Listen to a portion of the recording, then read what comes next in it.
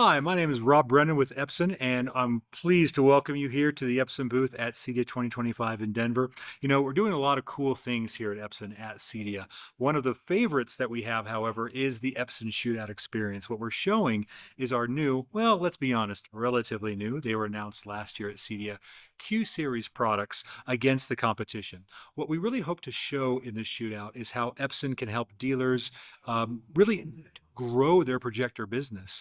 We're doing something quite different. With high brightness projectors, we are able to show how not only customers and users, but also dealers can employ projection at much larger screen sizes than traditional projection allows, but also place projectors in non-conventional spaces. I mean, let's face it, most people don't have dark, fully light controlled dedicated rooms, but everybody at least has a living room, a family room, a game room, a media room, a bonus room, a bedroom that's empty now that the kids have gone up to college, or that weird space at the top of your stairs that's pretty much useless.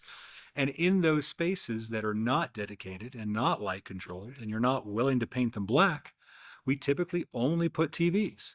But now that we have access to high brightness projectors, we can place projectors in those spaces for truly widescreen viewing, large screen immersive content, best in sports.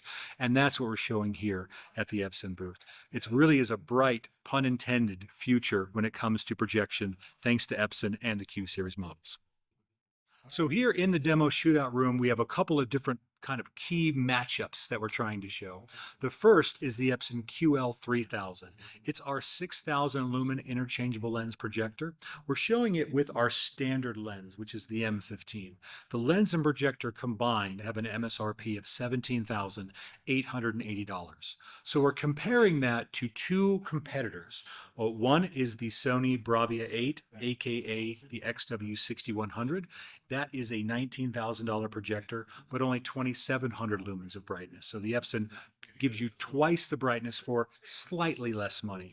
We also compare that same Epson projector to the JVC NZ800, also $19,000, also 2,700 lumens. And while both of those projectors from Epson and JVC are excellent in their own regard, when it comes to high brightness for high impact HDR, for very large screen viewing, and for being able to view with the lights on, there's really no comparing to the Epson QL3000.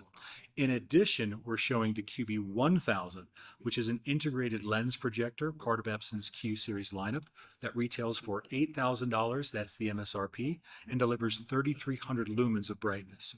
And we're comparing that to the Sony Bravia 7, the latest projector from Sony in their lineup, which is also known as the XW5100.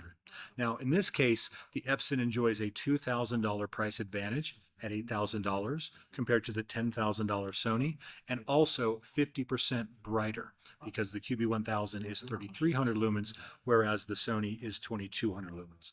And the last advantage in terms of Team Epson is that it is a all glass and motorized lens versus a mixed glass and acrylic manual lens from the Sony projector.